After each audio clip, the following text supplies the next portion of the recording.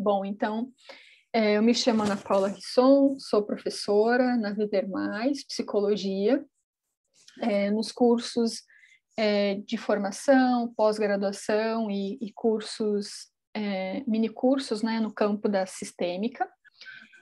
Eu sou professora universitária também, psicóloga clínica, moro em Curitiba, né? Mas transito livremente, meu coração transita livremente por Santa Catarina e Paraná, né? Então, sou uma pessoa desses dois estados. Alexandra, eu tenho pena dela, sim. Daí, o que ele falou desse curso que ela está fazendo? Andressa, a gente está te escutando. Não conta nenhum segredo pra gente.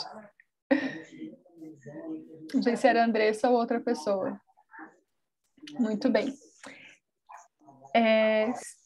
Seguindo, sintam-se todas muito bem-vindas, né? Pelo que eu vi, somos um grupo de mulheres. E a gente vai falar hoje sobre mais um pedacinho do livro, o qual é o livro que conduz as reflexões desse grupo de estudos, tá? Então, eu vi que a Yasmilza entrou. Eu acho que eu já fui sua professora,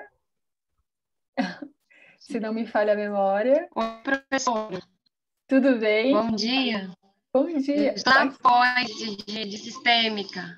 Sim, isso mesmo. Alguns nomes e Hoje rostos. é a minha primeira vez no grupo. Ótimo, bem-vinda. Eu vi também que, além da Milza, entrou a Kathleen. Isso, bem-vinda. A Raíssa, a Sara, a Thaís. Muito bem, gente. Então, estava fazendo uma apresentação. Sintam-se muito bem-vindas, tá? O grupo de estudos, então, é um grupo que ele vai fazendo estudos de pedaços trechos, né, fragmentos de uma obra, né, que é a que eu já vou mostrar para vocês. Então, hoje a gente vai estudar um pedacinho dela. Daqui 15 dias, outra professora, se não me falha a memória, vai ser a outra professora Ana Paula. Tem duas Anas Paulas na escola. Então, e assim a gente vai seguindo com o grupo de estudos, tá? Então, sejam muito bem-vindas. Então, antes de começar, eu quero fazer um momento merchan, que eu sempre faço, né? Convidando todas vocês para se inscreverem, né, numa promoção que a escola está realizando de 3 cursos vinculados à terapia sistêmica, né? Então, transmissão geracional e dinâmica da família, que é um mini curso que eu vou conduzir, relações familiares após o divórcio e terapia sistêmica de família e casais, os sintomas e as relações. Então, esses 3 cursos, né, nesse combo e nessa promoção, fica para profissionais R$160. Então, é uma oportunidade tanto, né? Então, ficam todos convidadas para se inscrever.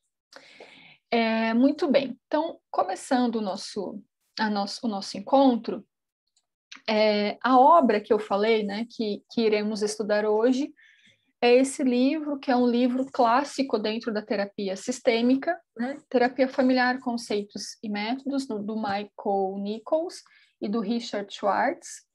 Então, esse livro, ele é como se fosse um marco teórico dentro da terapia familiar, porque ele conta para a gente um percurso histórico e os principais fenômenos que acontecem dentro da dinâmica da família, tá? Então, esse é um livro clássico, já está na 7ª edição, ou mais, né?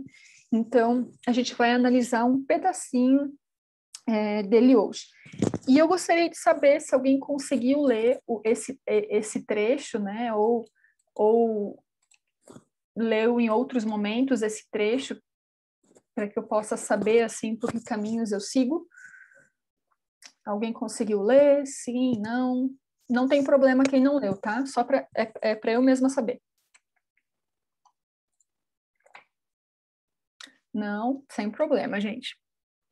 Não Eu se preocupe. consegui. Oi, boa tarde. Oi, tudo bem? Boa tarde.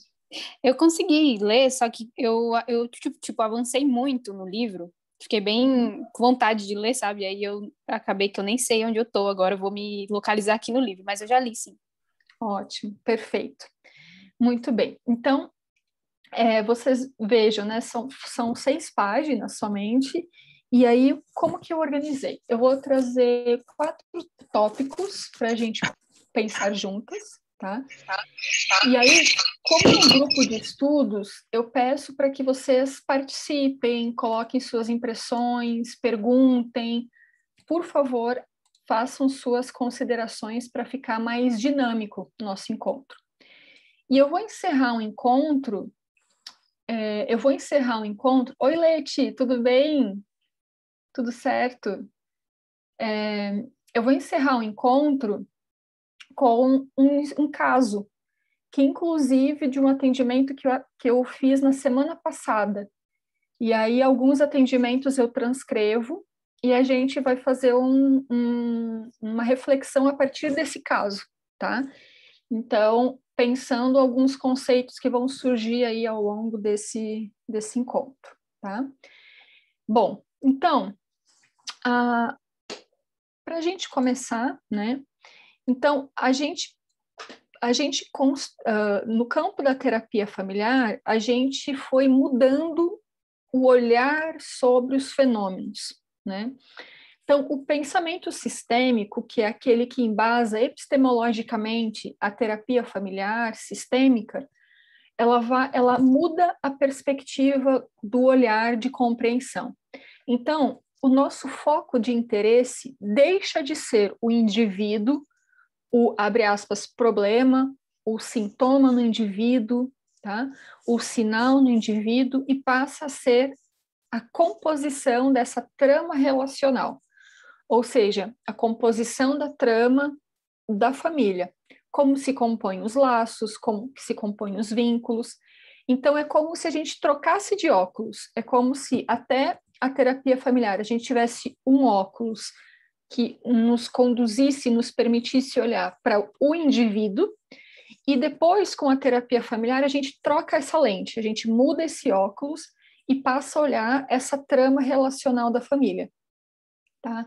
Então, e essa mudança de perspectiva, essa mudança de entendimento dessas questões, ela não surge do nada, né? Ela não surge de um delírio, de um sonho, de um teórico. Ela vai se compondo, ela vai surgindo a partir do trabalho terapêutico, das pesquisas acadêmicas, e um dos grandes, importantes lugares que essa mudança de perspectiva acontece é dentro dos hospitais psiquiátricos, mas não precisamente dentro do prédio psiquiátrico, tá? Mas por meio, né, das famílias que recorrem, que precisam levar seus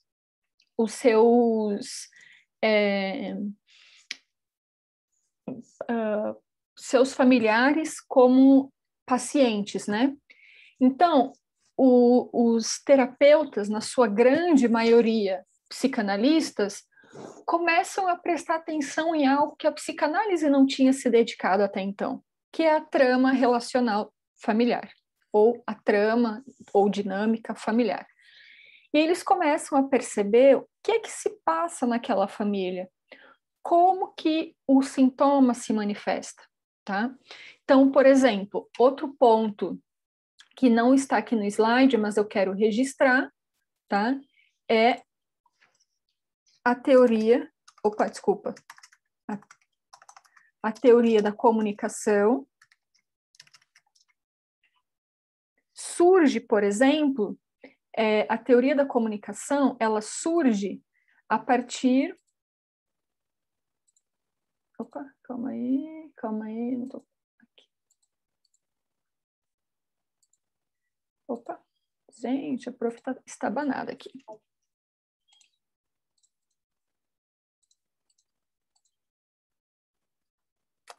Um minutinho. Pronto, agora foi. Eu vou escrever aqui diferente. Então, vamos lá. Teoria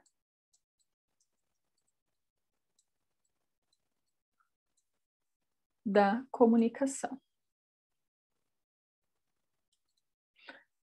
Então, uma outra perspectiva, além da terapia familiar, a teoria da comunicação, ela surge quando teóricos sistêmicos, teóricos familiares começam a olhar essa trama comunicacional entre a família.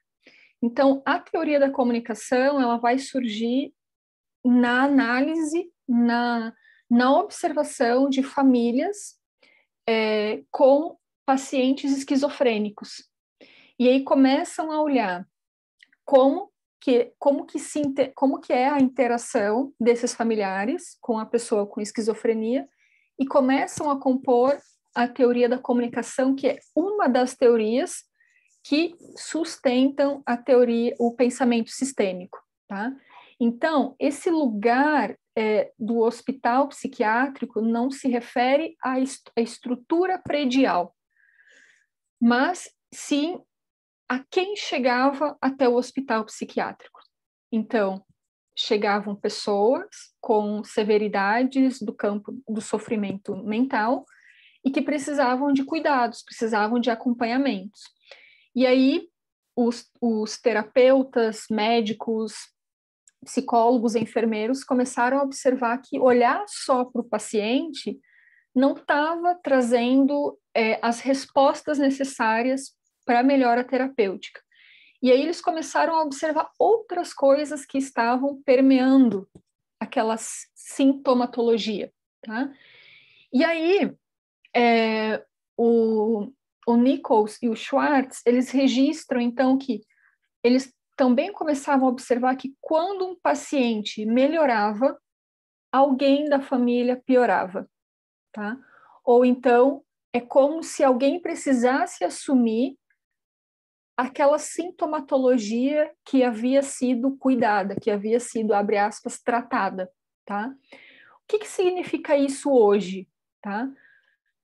No campo do pensamento sistêmico, a gente já sabe que quando você modifica uma peça do sistema, uma pessoa do sistema, todo o sistema se modifica.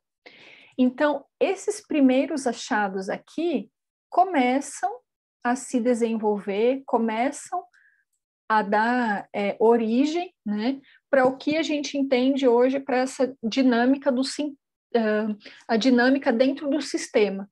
Então, quando tu mexe um elemento do sistema, toda a estrutura se modifica, tá? Muito bem. Deixa eu ver aqui. Muito bem. Gente, até aí tudo certo? Faz um sinalzinho, se sim, se não, tá? Muito bem. Então, outro ponto importante que os autores trazem, né, é a questão do sintoma na dinâmica da família. Para a perspectiva sistêmica, o sintoma relacional não vai estar na pessoa. Então, para a perspectiva sistêmica, nós não olhamos para a pessoa problemática. Isso é um equívoco, né? Nós vamos olhar para aquela dinâmica, para aquela trama, né, para aquelas relações familiares e como que aquilo, entre aspas, produziu aquela pessoa com aquelas características, com aquelas demandas, tá? Então, vocês devem estar pensando, prof, mas e, por exemplo, os sintomas relacionados a um transtorno, né? Transtorno depressivo, transtorno de ansiedade, algum dos transtornos alimentares, por exemplo, tá? A gente desconsidera essa sintomatologia vinculada a uma psicopatologia? Não, tá? Então, por exemplo, uma pessoa com qualquer um dos transtornos alimentares, bulimia, anorexia, transtorno de compulsão, qualquer um dos transtornos depressivos, a gente vai reconhecer, validar, obviamente, mas a gente não vai parar nisso. A gente vai querer entender que história a família nos relata, nos traz, que histórias que a família possui, que dinâmicas que a família possui, a qual corrobora para o desenvolvimento de uma sintomatologia de um transtorno anoréxico, por exemplo. Tá? Como que a família se desenvolveu a ponto de chegar, de contribuir para o desenvolvimento daquela sintomatologia. Essa é a sacada.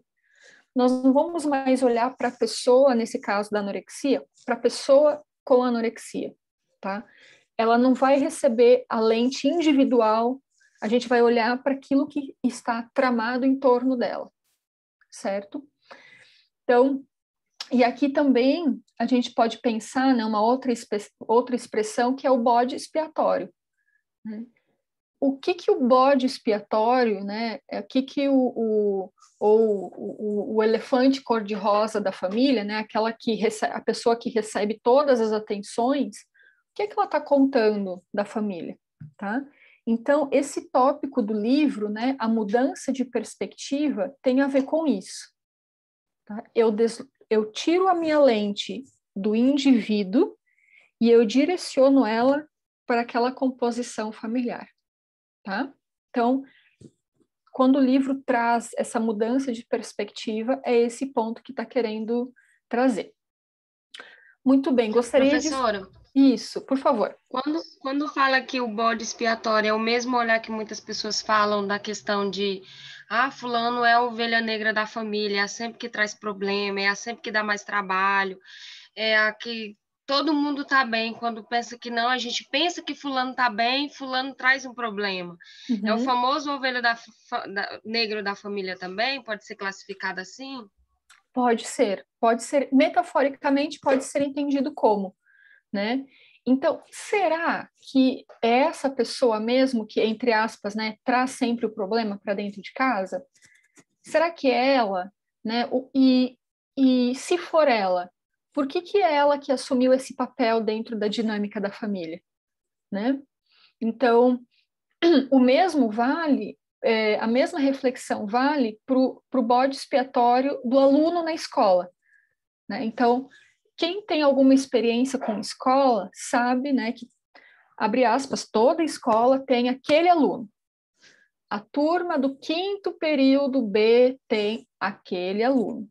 É o bode expiatório da turma. É ele que vai receber todos os rótulos negativos da turma, né? Então, é o bagunceiro, é o desatento, é o que tem a família de um jeito ou de outro. E aí, quando a gente cai nessa armadilha de olhar para esse aluno ou para esse membro familiar, a gente esquece de olhar as coisas que estão ao redor. Esse é o ponto, né? Ou como a nossa colega trouxe. O que significa, né, ser a ovelha negra da família, né? Muito bem. Leti, fique à vontade. Eu quero tirar uma dúvida, professora, porque eu estou atendendo um paciente agora e que ele não... sempre que eu tento adentrar nas questões de famílias, é muito evidente assim que ele quer fugir de toda a lei, ele não quer... Ele sempre que eu faço alguma pergunta para a gente adentrar de como que foi a história dele, a criação, a família... Ele sempre fala a mesma coisa. Não, mas está tudo certo na minha família, está tudo bem, eu gosto dos meus pais, ele sempre vem com um discurso bem assim, carregado de que tá tudo certo ali, eu não quero falar, sabe? Então, eu queria uma dica, assim, de como que a gente pode conduzir nesses casos, porque é evidente que tudo que ele sente hoje foi construído nessa família.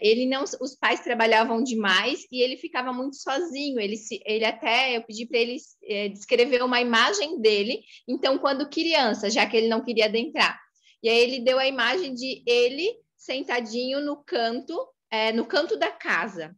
Então, é uma criança sozinha que não teve atenção dos pais.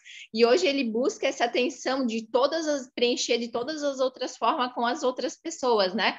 Mas eu ainda não consegui fazer essa conexão com ele, porque ele ele não, nesse momento, ele não dá conta de enxergar que o que ele faz hoje é produto dessa relação, sabe? Então, eu não sei se tu tem alguma dica, ou se eu me fiz entender o caso, sabe? Como proceder quando o paciente não quer adentrar na família, só quer falar do sintoma, do sintoma, do sintoma. Tá. Qual que é a minha conduta quando eu percebo que o paciente vai fechando algumas portas? Sabe, Leite? Uso metaforicamente essa expressão. É como se vocês estivessem num corredor, você e seu paciente, e você tentasse abrir uma porta, né? Você fosse lá, batesse na porta, e aí ele fosse lá e passasse a chave, sabe? Você tenta abrir a porta, tenta encostar na maçaneta, ele vai lá e passa a chave. Eu iria por outros caminhos. Eu iria por caminhos para ele contar. Se fizer sentido para ele, atividades mais lúdicas, né? Eu não sei a idade dele, as características dele, então, linha do tempo, o brasão da família, né? As histórias da família. Eu iria para esse resgate da história. Ele, no sentido de fortalecer ele, para ele entrar nesse campo da história da família, né? Que na sua leitura, quem ele é hoje e o que ele está apresentando hoje como uma demanda se estrutura nesse lugar, né? Nessa história dos vínculos familiares, né? Então, quando ele diz assim, a minha imagem é de uma criança encolhida, né, quietinha no canto, bom, eu perguntaria assim, que idade essa criança tinha? Como que estava a casa nesse dia que a criança estava quietinha? Aonde estavam os adultos nessa cena que a criança estava quietinha, sabe? Então, talvez como ele... Então, um caminho é esse, para um lugar mais prático, né? E o outro caminho é propor resgatar algumas coisas que vocês já trabalharam na sessão. Então, fulano, lembra aquele dia que você me falou do menino encolhido no canto? Eu gostaria de retomar esse ponto, né? Vamos explorar um pouco melhor essa cena. Essa cena que você me trouxe, ela é bastante emblemática para pensar quem você é hoje. Então, me conta um pouco, né? Onde estavam os adultos? Onde estavam os amigos? Os vizinhos, os coleguinhas de escola? Né? Então, perguntar se esse menino encolhido era só na escola, era só em casa ou era na escola também, né? Então, eu iria por esse caminho, sabe? Como ele, digamos que uma dessas portas desse corredor que vocês estão caminhando, ele já abriu. Ele disse, olha, eu tenho essa memória. Opa, então ele abriu essa porta. Vamos tentar explorar. Então, esse é um caminho. Ou outro caminho é ele narrar a história de vida dele, né? Então, com os fatos importantes, para ele representar, né? Desenhar o brasão da família e depois explorar que brasão é esse. O genograma, né? Obviamente, sou suspeita em falar, mas o genograma para entender quem são essas pessoas, né? Que vínculos que essas pessoas, que ele tem com essas pessoas. Então, eu iria por esses caminhos. Ajudou, Leti? Beleza. Muito bem. Muito bem. Seguindo, então, eu vou trazer 3 pessoas importantes para essa mudança de perspectiva. A primeira é o William McDougall. Ele não é um teórico sistêmico familiar, pelo contrário, ele é um teórico de grupos. Tá? Eu ministro a disciplina de trabalho com grupos, por exemplo, dinâmicas de grupos, e ele é um autor fundamental para a gente estudar o campo do conhecimento de dinâmicas de grupos, né? E aí, por que ele se tornou importante para a gente na sistêmica? Porque ele começou a cunhar os 2 fenômenos, o de fronteira e o de estrutura. Ele não estava falando de grupos, Desculpa, ele não estava falando de famílias, ele estava falando de grupos, tá? Então, ele começa a perceber que em grupos existe uma dinâmica, existe uma dinâmica relacional que é composta por fronteiras e estruturas. Bom, a gente, da terapia familiar, foi lá e falou assim, William McDougall, você já produziu algumas coisas bem legais, nos empresta para a gente entender as famílias, tá? Então, a gente bebeu na fonte do campo das dinâmicas de grupos também, tá? Hoje, esses dois fenômenos aqui, fronteira e estrutura, são dois fenômenos muitíssimo importantes para a gente pensar as tramas relacionais na família. Então, a gente vai ter as fronteiras fusionadas, fronteiras rígidas, as estruturas de família, tá? E aqui o autor que discute muito isso é o nosso querido Minuchin, tá? Vou colocar 2 coraçõezinhos aqui, porque eu sou uma terapeuta estruturalista, então eu sou suspeita em falar o quanto me faz sentido pensar as fronteiras e as estruturas, tá? Então, por isso eu coloquei 2 coraçõezinhos, tá? Então, só falo isso para a gente saber aonde a gente foi, tá? A gente foi lá beber na fonte dos teóricos de dinâmicas de grupo. E aí depois, não bastasse, a gente gostou dessa ideia de dialogar com o pessoal. Ai, desculpa, tem um vizinho, gente, que tem aquelas motos chiques, mas barulhentas, sabe? Então, ele acabou de sair de casa. Eu sempre sei quando ele sai e quando ele chega de casa, porque... Então, vamos lá, voltando. O Kurt Lewin foi um outro teórico que a gente disse assim, Kurt Lewin, você produziu coisas muito legais, empresta pra gente, tá? E aí, o que a gente pegou emprestado do Kurt Lewin, da teoria dele? A teoria de campo, tá? Ele nos dá uma pista de que as dinâmicas e as tramas entre as pessoas, elas também agenciam mudanças, tá? Vejam, ele não estava falando de família, tá? Ele não estava falando de família, ele estava falando de grupos. Então, a teoria dele é para trabalhar com grupos. Então, ele entendia que dentro de uma dinâmica de grupos, a gente fazia o quê? Né? A gente poderia criar processos de agenciamento, tá? Então, essa foi uma outra contribuição. E, por fim, o terceiro teórico, né, é esse senhor famosíssimo. Fiz questão de pegar essa foto que ele está de suéter, caminhando por um lugar que tem flores, que é o Bion, né? Então, o que o Bion vai entender? Bion é um dos grandes teóricos da psicoterapia de grupo. Psicoterapia de grupo, tá? Psicanalista. E aí ele vai colocar de que os grupos, quando eles estão desenvolvendo as suas tarefas primárias, tá? Eles se envolvem em movimentos de luta e fuga, dependência ou formação de pares, tá? E aí ele vai atribuir toda uma conceituação para esses fenômenos, né? De luta e fuga, dependência ou formação de pares. E aí ele traz uma outra expressão bastante importante, que é a expressão chamada função, tá? Bom, e aí, quando eu estava lendo esse trecho do Bion, eu pensei numa pergunta para fazer para vocês, que me faz bastante sentido, tá?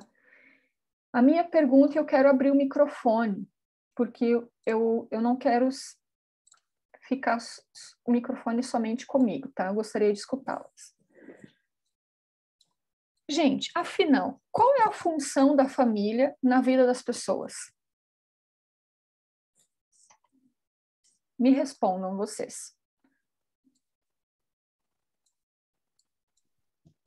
O que vem na minha mente, professora, é que a família ela é uma grande escola para a gente. É onde a gente se reconhece, é nosso primeiro contato com o mundo, e aí eu vou olhando o que cabe para mim, o que eu não cabe. É uma forma de a gente descobrir quem a gente é, o que vem de imediato, assim, para mim. Tá. Escola, eu vi que a Daiane colocou base. Ok.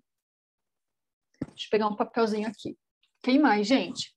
A Daiane e a Leite só me responderam.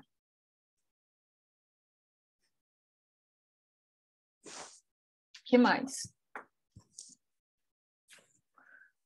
Fruto, união.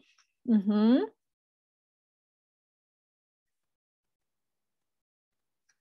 Muito bem. Vínculo. Ok. Muito bem. Ponte. Ótimo. Professora. Oi. Estou tentando abrir a câmera aqui. O que a Letícia falou vai muito de encontro com a minha fala, assim, que a família é o primeiro contato que nós, no caso, temos, né? É o primeiro contato social, é dali onde a gente tem os primeiros processos de aprendizagem, né? Tanto os erros e os acertos, né? E aquilo ali que eu acho que a gente vai estudar, não sei, que é onde a gente vai ver os aspectos na nossa família, na função, alguns comportamentos, como a senhora falou do genograma, a questão da transgeracionalidade e da intergeracionalidade, né? Aí você vai ser capaz de dizer assim, na minha família tem certos tipos de padrão, o que eu quero carregar daqui para frente? O que eu quero que quando eu tiver uma família que viva, que aconteça? Então, assim, a função da família, na minha visão, é esses primeiros moldes que a gente tem, que até mesmo é o primeiro contato que a gente tem social, né? É a família. Ótimo. Perfeito, gente. Muito bem. Esse sentido que vocês me trouxeram de família para vocês tem mais a ver com sentidos pessoais do que com uma função da família, tá? E tá tudo bem, tá tudo certo.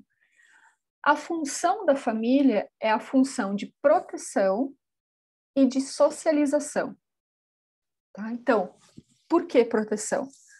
Porque a gente precisa biologicamente, psicologicamente, ter alguém que nos cuide, que nos dê comida, que nos aqueça, que nos proteja quando somos bebês, crianças. Então, proteção, tá?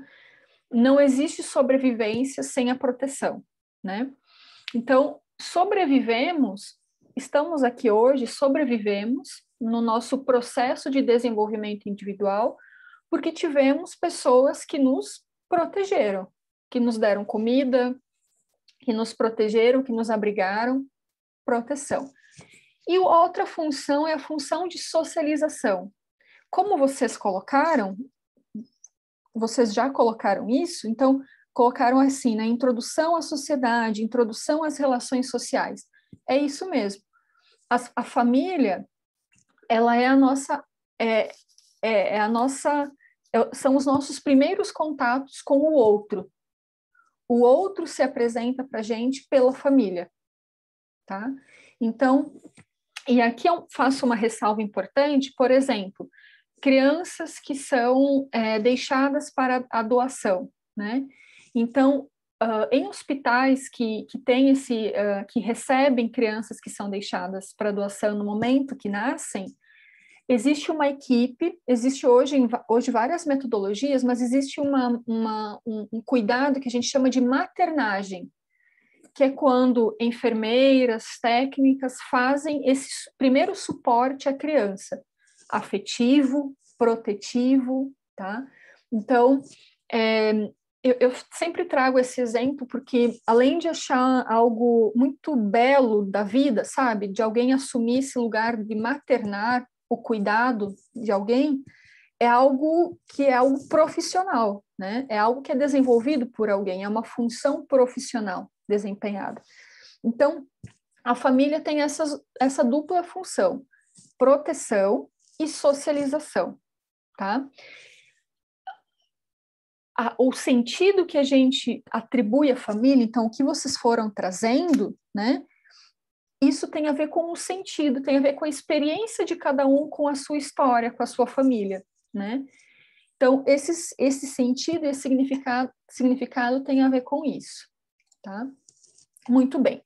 Indo para a nossa segunda parte da aula, eu vou falar sobre 2 conceitos que os autores trazem lá naquele trecho que a gente precisa, que estamos estudando hoje. O primeiro se chama, o primeiro é o processo e conteúdo, tá? Então, lembram que a gente está estudando a mudança de perspectiva, estamos mudando a nossa lente, saindo do indivíduo e olhando para essa trama relacional.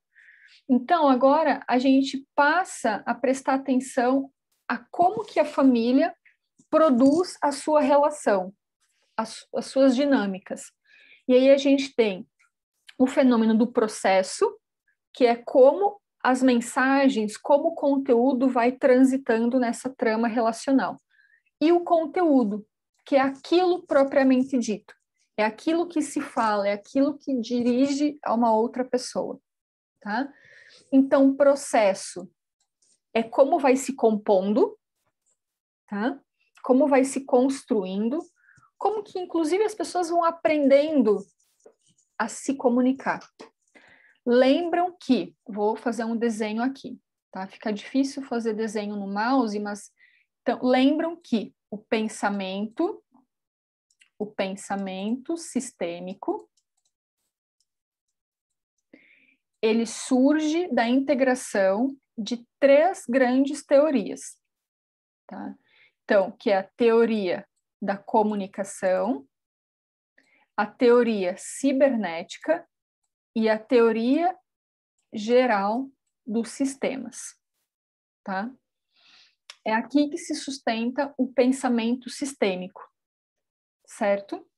Então, começa a fazer sentido, por conta da teoria da comunicação e da teoria cibernética, a gente entender o que é essa palavra processo. Então, processo é algo que não chega pronto. Tá aqui, ó, é isso, tá pronto. Não, processo é esse lugar do desenvolvimento. Então, por isso que para a sistêmica faz muito sentido a gente pensar no desenvolvimento de um quadro depressivo, processo de desenvolvimento de um quadro bulêmico, processo de desenvolvimento de um dos transtornos de ansiedade, tá? Ou seja, a gente vai entender que, ainda que exista algum elemento biológico, alguma característica biológica para algum transtorno, né? Vamos pensar alguma disfunção química, né? Do campo de hormônios, né? Que pode desencadear em algum quadro. Existe algo que é externo, que é desenvolvimental, então que se desenvolve, tá? Então, ainda que, por exemplo, a depressão pós-parto, tá? Ainda que a depressão pós-parto tenha uma característica que tem um pano de fundo, né? O nascimento de um filho, tá? Para o pensamento sistêmico ou abordagem sistêmica, não é com o nascimento do filho que se desenvolve o quadro depressivo. Existe uma história prévia, existe um conjunto de fatores prévios que culminam, né, que culminam com o desenvolvimento de um quadro depressivo. Isso é totalmente diferente do entendimento do desenvolvimento da depressão para a psicanálise, que vai olhar para as estruturas de base. Tá? Então, vejam o quanto é importante a gente aprofundar o nosso olhar dentro do campo que a gente entende, que a gente conhece. Porque, ainda que a gente possa olhar para alguns elementos de outras perspectivas teóricas, a gente precisa perceber qual que é o diferencial do pensamento sistêmico para entendimento dos transtornos, tá? E o outro conceito que os autores trazem é o conceito de papéis, tá? O conceito de papéis é um conceito que ele surge dentro do psicodrama, tá? Então, a gente vai lá e usa alguns elementos do conceito de papéis para Moreno para pensar os papéis familiares, tá? Então, todos nós desenvolvemos papéis sociais, ponto. Então, vamos lá. Eu sou professora, sou psicóloga, sou amiga, sou esposa, sou cidadã, sou uma eleitora, que mais? Sou uma contribuinte, enfim, tenho vários papéis sociais, assim como vocês. Dentro do campo da família, mesma coisa. Eu sou filha, mas eu sou irmã, eu sou neta, eu sou esposa, eu posso ser mãe, tá? A gente desenvolve múltiplos papéis. E aí, para a sistêmica, vai ser importante a gente entender, poxa, né, que papéis são esses que eu desenvolvo? E aí, o caso que eu vou trazer agora na sequência é para a gente pensar esses três fenômenos que eu apresentei: processo, conteúdo e papéis, tá? Então, o caso que eu trago hoje é um caso de uma família que eu atendo e esse episódio, essa tomada que eu fiz o recorte agora, tomada ficou bastante psicodramatista, né? Essa cena, essa tomada fica bastante psicodramatista. Mas esse fragmento de sessão que eu trago, ele é de uma sessão recente, tá? Então, eu chamei o caso de a mãe infessora do filho, tá? E aí eu gostaria de ter algumas pessoas que vão acompanhar comigo a leitura do caso, porque eu acho que é melhor a gente fazer a leitura com múltiplas vozes. Então, eu sou a terapeuta, mas eu gostaria que tivesse uma mãe, um pai e um filho. Quem gostaria? É só ler, gente, depois a gente discute. É só para a gente ter várias vozes, né? Não ficar só eu lendo. Posso ser a mãe. Ok. Temos uma mãe. Muito bem. Quem mais? Leite, querida, pode ser o filho? A professora até poderia ajudar, mas eu tô sem óculos essa semana, eu não Tá, consigo, sem tô aqui problema. me batendo. Quem poderia?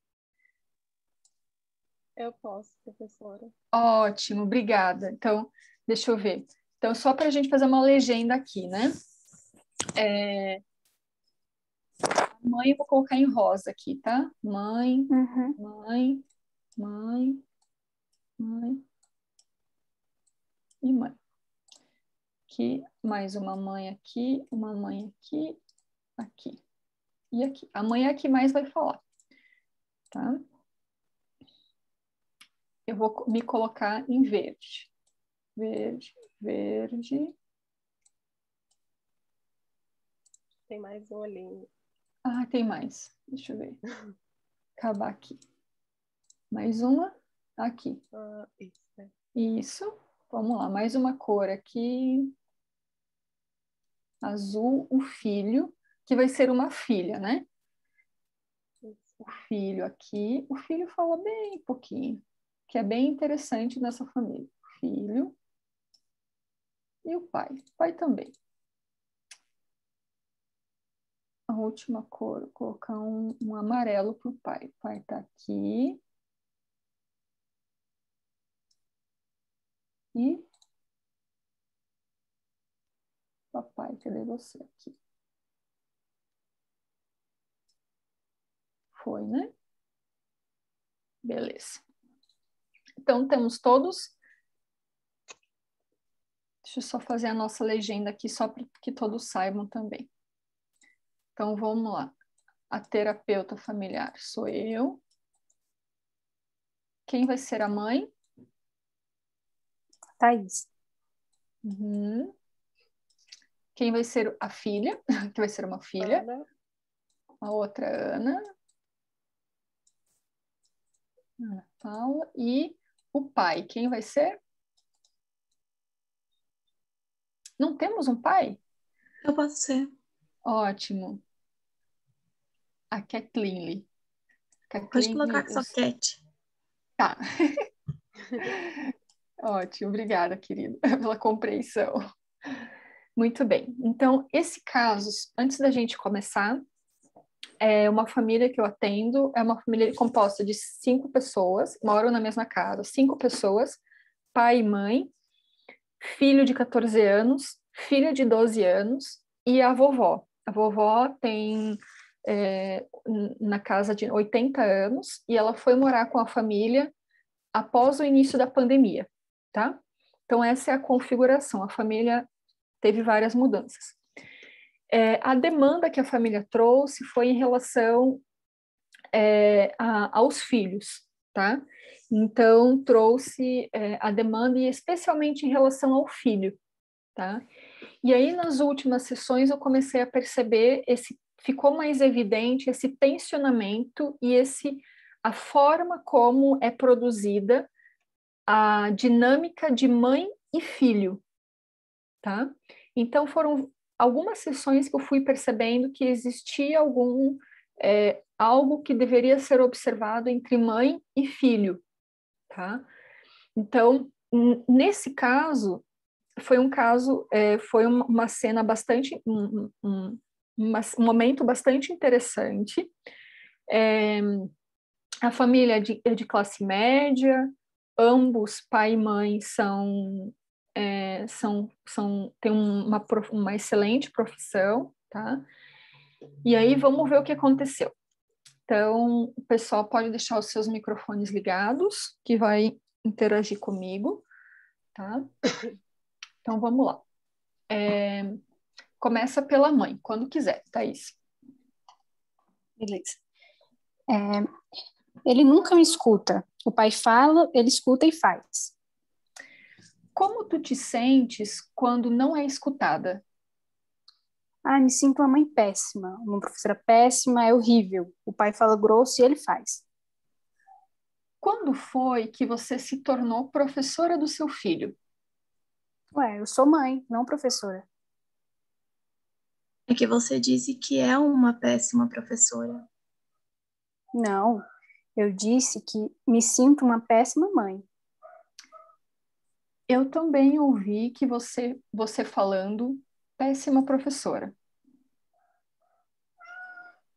Vocês querem insinuar algo? Eu não quero insinuar nada. Apenas reiterei o que escutei. tá vendo? É sempre assim. Você diz que fala e não fala. Ou diz que não falou e falou.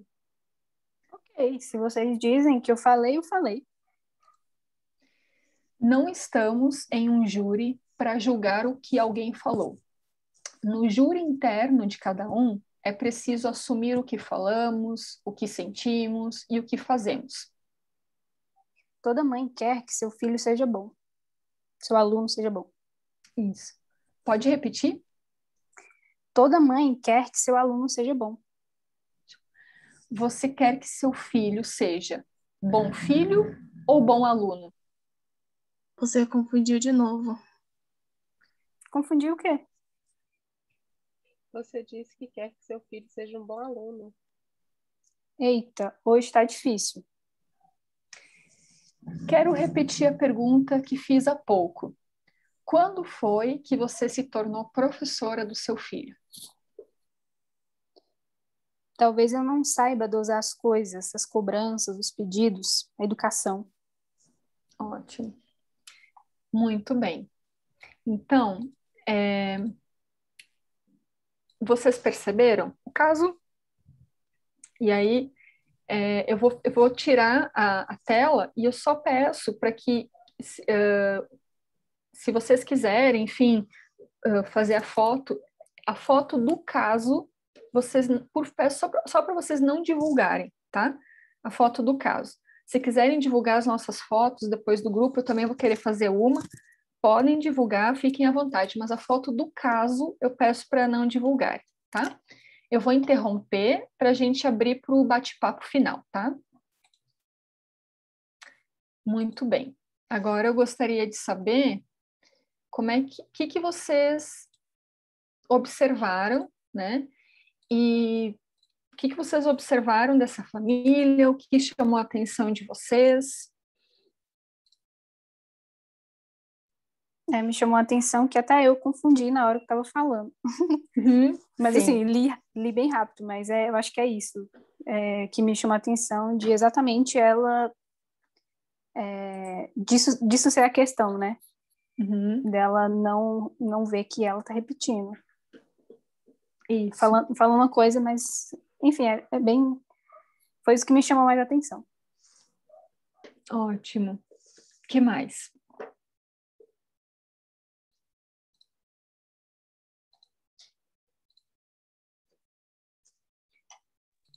Assim Ana, como essa mãe, ela entrelaça professora? todos esses papéis que ela assume, né? De mãe, professora, e como todos esses papéis estão permeados na relação dela com o filho, com o esposo, e fica nítido na fala dela. Ótimo, isso mesmo. Alguém ia falar antes? Eu ia perguntar se ela é professora, Ana, porque ela tá com... Ah, entendi. Por isso Sim. que ela também faz essa confusão de papéis com o filho. Assim, na pandemia, acho que é fácil fazer essa confusão de papéis, que isso realmente ficou muito confuso, mas como eu achei que estava muito presente para ela, eu imaginei que ela pudesse ser professora, não necessariamente professora do filho, mas... Sim, isso mesmo. Hoje ela não tem a função de pedagoga, ela tem uma função administrativa no cargo que ela ocupa, mas a formação de base é professora, sim, né? E um ponto que é bem importante, né? Lembram que o início dos nossos slides foi, do nosso estudo e do capítulo, era a mudança de perspectiva na terapia sistêmica, né? Se a gente se deixasse seduzir por essa cena, hoje eu tô com cena na cabeça, eu não posso me vender para o psicodrama assim, gente. Se a gente se deixasse seduzir pelo filho que veio como sendo o bode expiatório, a gente não ia dar conta de olhar para essa relação de mãe e filho. Então, o que eu fui percebendo? Que existe uma tensão de forças, né? De quem pode o quê, quem não pode o quê. Então, temos um filho adolescente que tinha uma vida social muito legal, muito divertida, né? E que foi para uma pandemia, né? E a família, ao ir para a pandemia, ficou totalmente isolada por conta da vovó, que é grupo de risco, né? Então, a família virou o lazer, o estudo, o trabalho, tudo, né? Com um adolescente, assim, nascendo, assim, no olho do furacão, aquele adolescente, e uma filha com 12 anos, que no ano passado disse que ela não queria mais bonecas, guardou todas as bonecas numa caixa e colocou num outro quarto.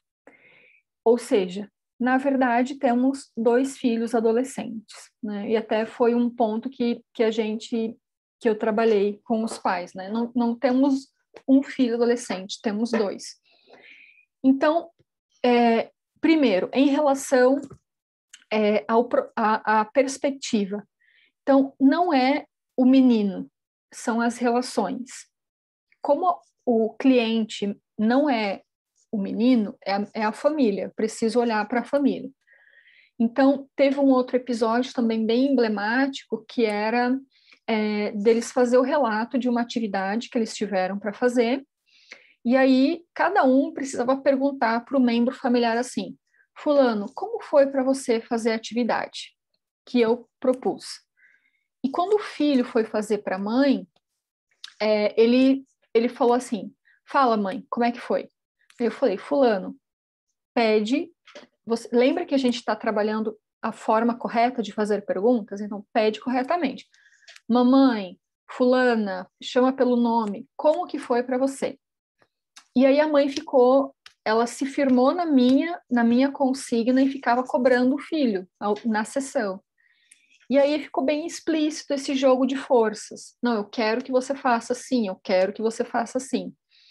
E a mãe também entrando nos combinados de pai e filho, né? Então, o filho tem uma relação menos tensionada com o pai, e ela também tentando entrar nessa relação, né? Rompendo a fronteira, né? Aquilo que Minuchin nos fala. Não, não, tem que ser de outro jeito, tá errado assim, né? Não pode ser assim, tem que ser de outro jeito. Que outro jeito, né? Então, essa era a pergunta. Então, esse é o ponto da gente observar essa dinâmica, né? E aí foi o ponto que eu trouxe pro diálogo, assim. O que acontece nessa relação que está tensionada dessa forma? Então, muda a perspectiva, a gente vai olhar para a relação, né? E na medida que o meu gato tá miando, não sei se vocês escutaram, mas e aí na mesma intensidade que o filho é cobrado, então você não colocou o que ela falou, né? O fulano não colocou letra maiúscula no pronome que ele deveria ter colocado, né? Então, esse é o tipo, por isso que eu chamei de mãe-fessora, né? Então, é uma cobrança que extrapola para o lugar de mãe, né? Então, inclusive de questionar a qualidade do professor, né? Que professor é esse que não olha para esse erro gramatical, né? Então, e aí esse é um ponto que a gente vai abordar nas próximas sessões, né? E o lado da mãe também. Está muito custoso para ela. Está muito pesado para ela ser mãe e professora do filho, né? Então, está muito difícil e a gente olhou para isso também, né? Das questões dos papéis, né? Um pouco do que vocês já trouxeram, né? Esses papéis se misturaram e aí ela está exercendo 2 papéis, né? O filho tem bons professores, ela não precisa ser mãe e professora, então é um pouco disso que eu quero entender, né, e trabalhar, tá? Muito bem, gente, batemos no nosso horário, né, e como temos um final de semana para desfrutar também, né, não vou me estender, mas eu gostaria de fazer uma rodada, assim, como é que foi para você, se fez sentido, não fez? Por favor, me deem esse feedback.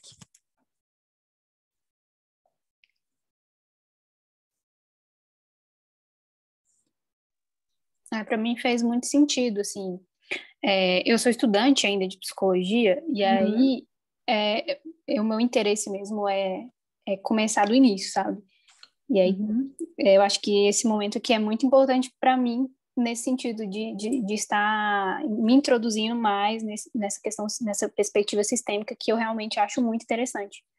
Então, para mim faz total sentido, sabe? Aprender, ouvir também um exemplo, né, seu de um caso, então isso é muito valioso para mim. E aí faz muito sentido, eu agradeço por isso. Que bom. Mais alguém, gente? Se quiserem escrever também.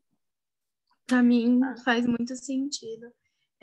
Na faculdade eu não tive a oportunidade de ter a sistêmica, mas o pouco que eu ouvi eu me apaixonei sempre que eu estudo, faz pouco tempo que eu sou formada, ainda não atuo.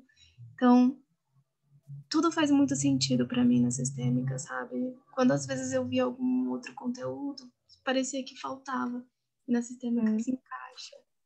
E você explica maravilhoso. Obrigada, querida. Muito bem. Alguns de vocês eu vou ver, porque eu sou professora na formação. A Lete e a Milza, se não me falha a memória, não lembro se tem mais alguém. Mas no próximo encontro do grupo, então, é com a outra professora Ana Paula, a professora Ana Paula Becker, tá? E aí ela vai seguir nessa ordem do livro, tá? Quem não tem o livro, alguém não tem o livro por um acaso? No primeiro dia foi enviado o PDF para tá. todos. Ok, perfeito. Então, o livro tá para todo mundo, sem problemas.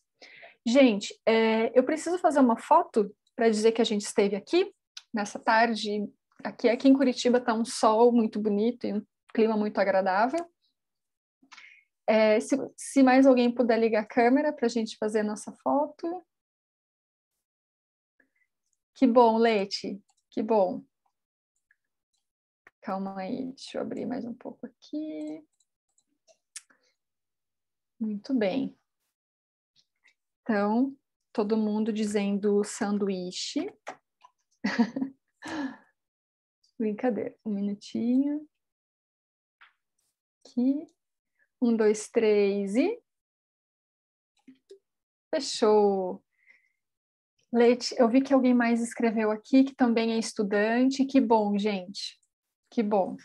Fico feliz que vocês estejam disponíveis no sábado à tarde para aprender um pouquinho mais, tá? Cuidem-se, tenham um ótimo final de semana, tá bem? Beijos. Tchau, obrigada, professora. Obrigada. Tchau, tchau. A fotinho lá no grupo pra gente. Coloco sim, tá bom? Tchau. Beijinhos. Obrigada. Bom final de semana. Obrigada.